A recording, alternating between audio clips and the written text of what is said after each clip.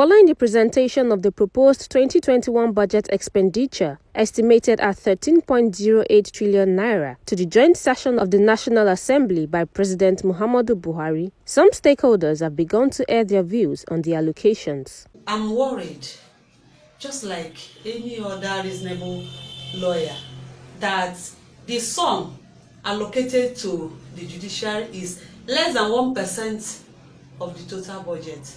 This is most unreasonable, so I think, because the judiciary is an arm of government, not just an agency or a ministry. The judiciary is the hope of the common man, and that arm of government needs innovation. It needs infrastructural upliftment, which can only be achieved by allocating enough funds to them.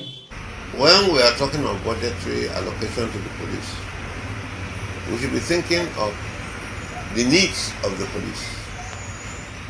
For very many years, the needs of the police have not been sufficiently met. Their tools of work is lacking, their training facilities is lacking, their welfare arrangement is lacking. And so when you hear about money being allocated to the police, it looks big when you hear it. But in effect, it may never get to the police the way it's announced. One, it is just a proposal. By the time the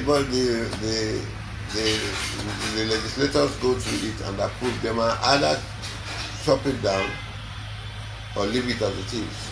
If they leave it as it is, and the president assents to it, it is not just because they have approved it and the president has made it a law, but the problem is in releasing the money to the police. If the money is not released in time, then the problem is that it may not be able to achieve the desired result.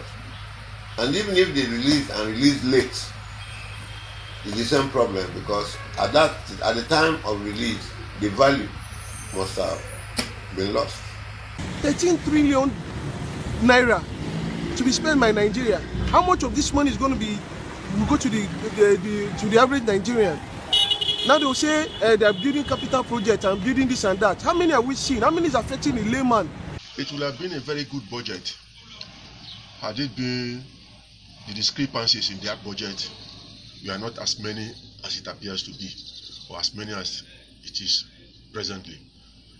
You look at the budget of 13 trillion, and the federal government is making provision of about 3.3 trillion to service debt, local debt. And they are making a budget of only 3.3 trillion also, or about that, for capital expenditure. Capital. That budget means that you are going to use 3.3 trillion to do education, to do health, to do infrastructural development, and everything at that amount of money. And then you are using 5.something trillion, close to 6 trillion for capital, for recurrent expenditure. That is budget, that is salaries, fueling of vehicles, maintaining of your offices, as taking 50% or 60% of the budget. So what the remaining 3 trillion will not go anywhere for the masses. The foreign reserve is depleted, and we are budgeting something that is higher than the previous year. Where are you going to get the money? It's supposed to be based on reality. This is what I expect that I will get, and that figure of what you will get will be higher than what we are budgeting, because you are not likely to realize it by 100%. And even when you do that, how much in reality are you using for the budget? What is the percentage performance of the previous budget before you talk of the one we have? We have to fight out of this current economic quagmire that we have found ourselves. And how do we do this? In fact, 5 trillion out of this budget is the deficit that has been set for this budget, and it will definitely be funded by borrowings. Now, borrowings, people will say we are borrowing too much, but the most important thing is what we are using the borrowings for. And I can see from the budget that House works and housing will take like 404 billion. Transportation will take over 200 billion. These are good because it is going to be geared towards infrastructure.